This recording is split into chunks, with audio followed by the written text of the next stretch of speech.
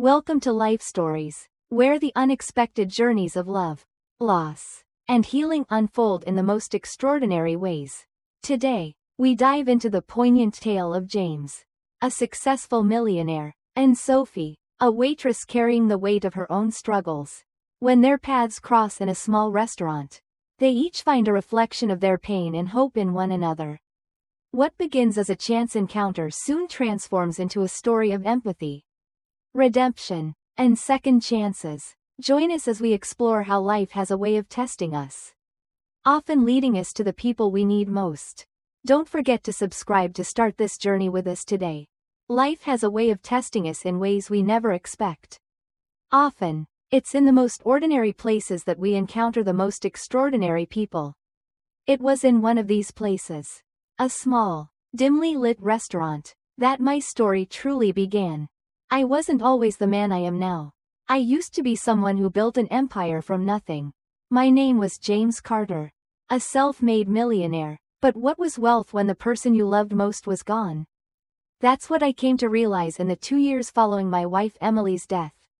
We had everything. I had success, money, a beautiful home, but nothing could fill the emptiness I felt after losing her. And nothing could heal the broken heart of my daughter, Emily Jr., who had lost her mother.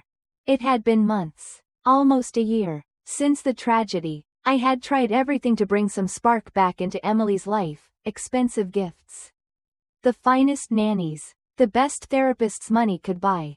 But it was all in vain. Emily had stopped speaking, stopped eating. The girl who used to laugh freely and talk endlessly now barely managed to get out of bed each morning. She didn't even want to eat. As a father, that was perhaps the hardest thing to witness. No matter how much I wanted to fix things, there was nothing I could do. It was a rainy evening when it all changed. Though, I sat at a corner table in the same upscale restaurant I had come to frequent whenever I needed some quiet time, hoping to escape the suffocating silence of my home. The rain painted the city outside in shades of gray. It mirrored the dullness I had felt inside me for far too long. Across the table from me sat Emily, lost in her own world. She was pushing her food around on the plate, barely taking a bite. Her once bright blue eyes had turned dull, and her laughter, once so full of life, was now just a distant memory. I sighed and ran my hand through my disheveled hair. I was running out of ideas. My world had lost its color. And so had Emily's. I took another sip of my untouched wine, lost in thought, when a soft, gentle voice broke my concentration. "Come on, sweetheart, just one more bite, okay?" The voice was light, kind, and filled with an unusual warmth that stood in stark contrast to the cold atmosphere of the restaurant. I frowned, my eyes narrowing as I looked toward the source of the voice. A young woman, perhaps in her late 20s, stood beside Emily. She had hazel eyes that seemed to hold a quiet strength, and her dark hair was tied up in a messy bun. Her uniform was worn and her apron was stained from a long shift. Yet, despite everything, there was something about her. She radiated a warmth that felt so genuine. She knelt beside Emily, holding a spoonful of mashed potatoes to my daughter's lips. For a moment, I didn't know what to think. Who was this woman? Why was she feeding my daughter? I opened my mouth to speak, to stop her, but then something extraordinary happened. Emily, my daughter, who had refused to eat for months, actually took the bite. And she didn't just take it, she ate it willingly. I felt a tightness in my chest. It was as if this simple act of kindness had shattered something deep inside me. For months, I had tried everything to get Emily to eat. Therapists, nannies, and even the most expensive meals. Nothing worked. And here was this stranger, feeding her as if she were her own child. And Emily had accepted it so easily. The woman smiled at Emily gently, brushing a stray lock of blonde hair from her face.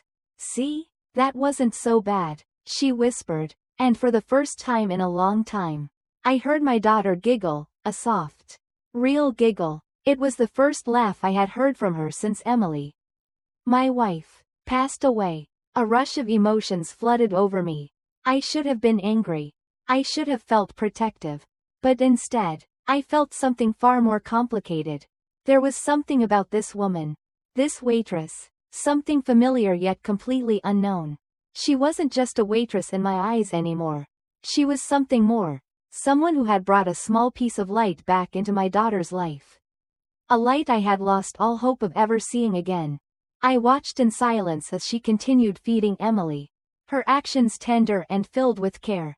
Something I hadn't seen even in the best nannies I had hired.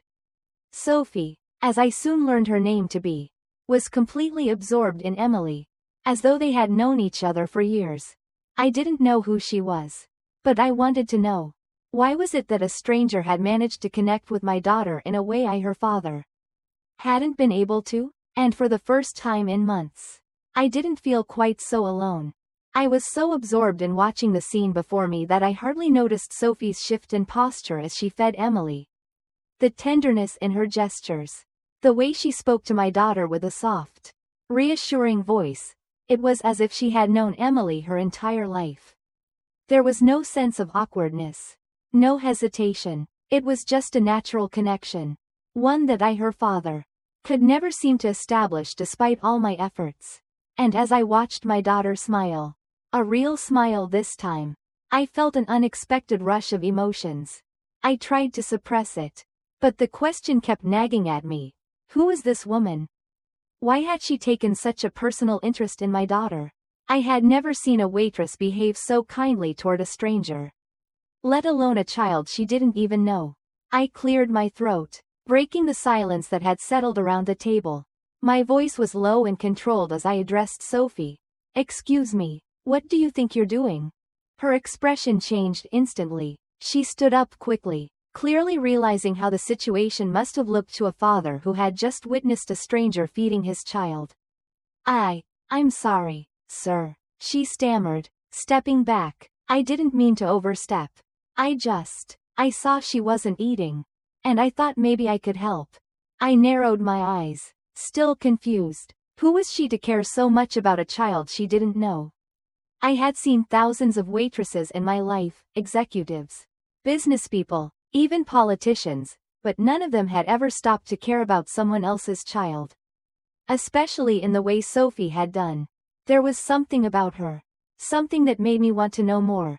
And for the first time in a long time, I felt something stirring inside me, something that I hadn't felt since Emily died.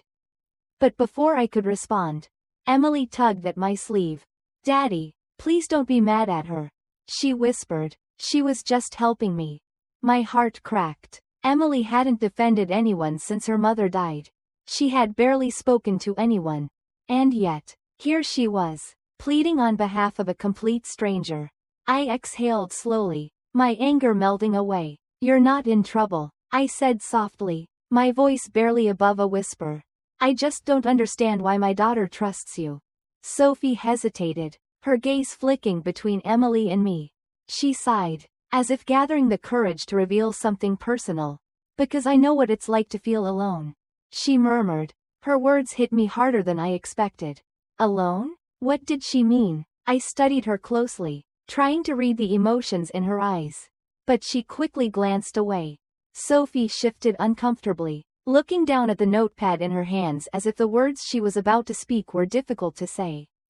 I lost my mother when I was little, she confessed. And after she was gone, I stopped eating too. Nothing tasted good anymore. Nothing felt right. But then someone helped me.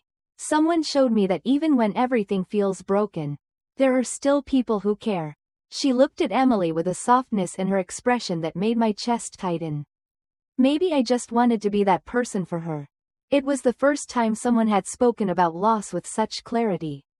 Someone who seemed to understand the pain of losing a loved one. Someone who knew what it felt like to watch a child suffer through grief.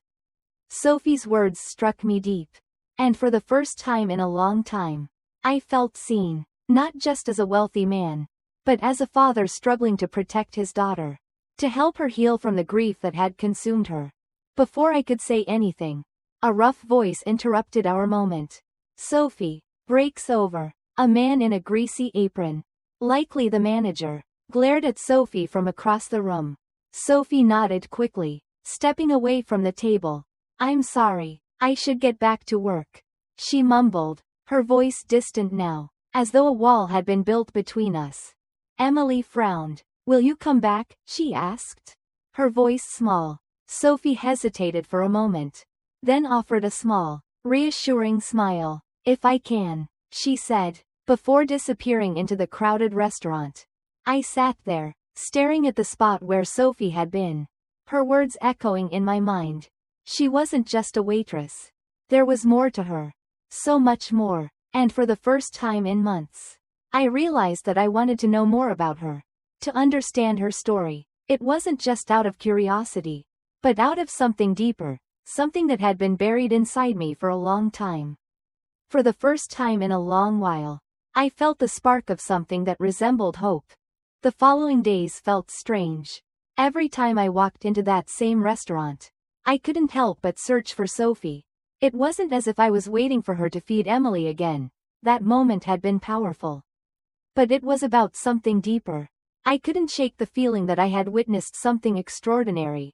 Something life-changing. Sophie had done what no one else had been able to do. She had reached Emily in a way I hadn't even realized was possible. I kept thinking about the way Sophie had spoken about loss. She understood it. She knew exactly what it felt like to carry that weight.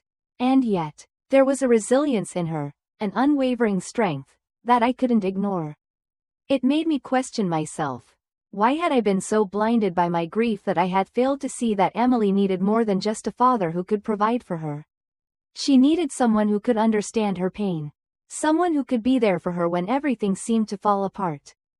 I found myself returning to the restaurant almost every day, watching Sophie from afar. She didn't know it, but I was slowly becoming consumed by the idea of helping her.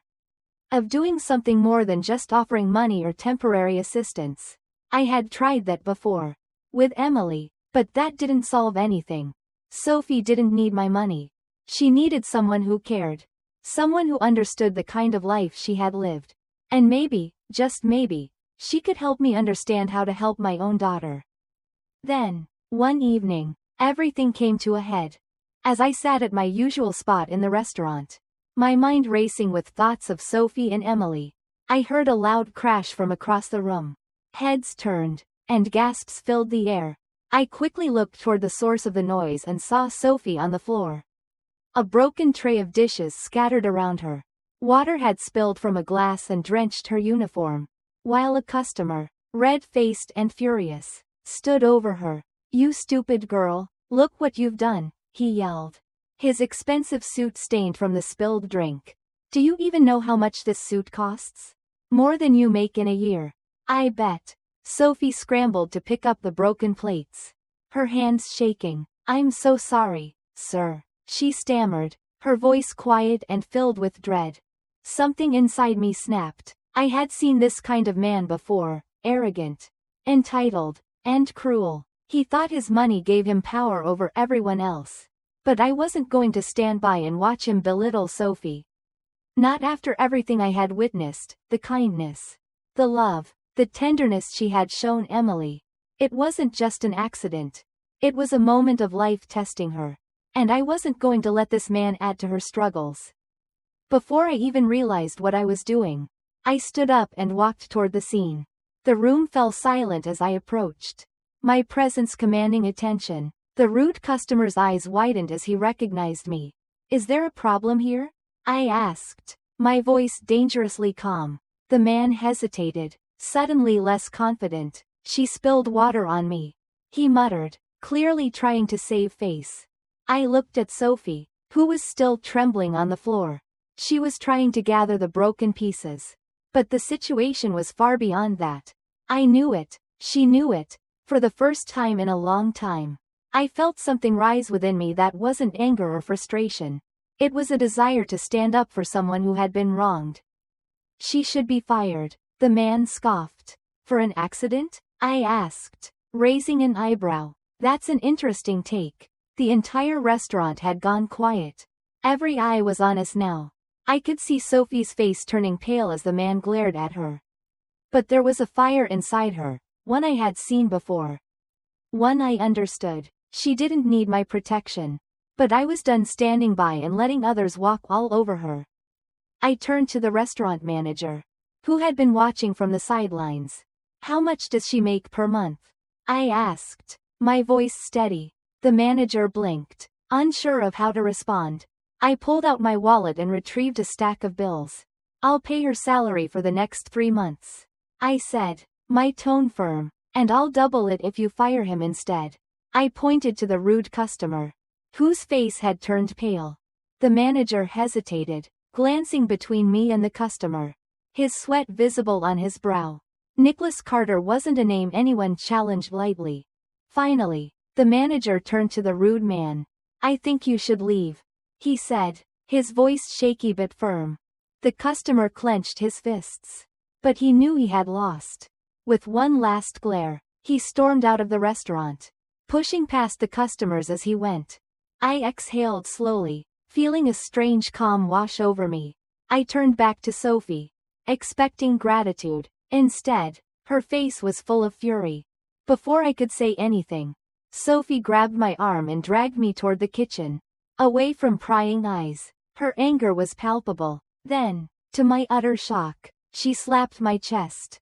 "Who do you think you are?" she hissed, her eyes blazing with fire. I blinked, stunned. "Excuse me? You think money fixes everything? That I need you to rescue me?" Sophie's voice was fierce now. "I don't. I can fight my own battles." I was speechless. No one had ever spoken to me like this. Not in years. Not since my late wife, Emily. And instead of being offended, I was intrigued. Sophie had thrown me off balance, but in a way that I hadn't experienced in a long time. The walls I had carefully built up were beginning to crack, and for the first time in a long while, I didn't mind.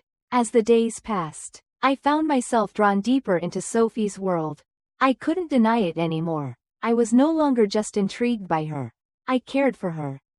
Truly cared. The more I learned about her struggles as a single mother, the more I understood the quiet strength she had carried all these years. Sophie had learned the hard way that love wasn't always enough. Sometimes it took more than good intentions to survive. But she had survived, and somehow, in the process, she had opened my eyes to the love I had been neglecting in my own life. Love for my daughter. And for myself. Sophie allowed me into her world slowly. I never once treated her like a charity case. And she stopped seeing me as just the wealthy man who could buy his way out of problems. We began to share moments. Not out of obligation, but out of a growing bond. A bond that started from empathy and grew into something deeper. It wasn't always easy, and there were moments when we both doubted the possibility of this connection lasting. But we fought for it. Just like we fought for our healing. A year passed. I watched as Cecilia's health improved, and Emily slowly started to open up to the world again. My heart swelled with pride as I saw both of them, the two girls who had once been drowning in pain, finally begin to laugh and live again. Life had given us both second chances, and we were learning to embrace them. If you love deeply emotional stories like this one, don't forget to subscribe and leave a like to stay updated on more life stories that remind us of the power of love, loss, and redemption. Thank you for following along.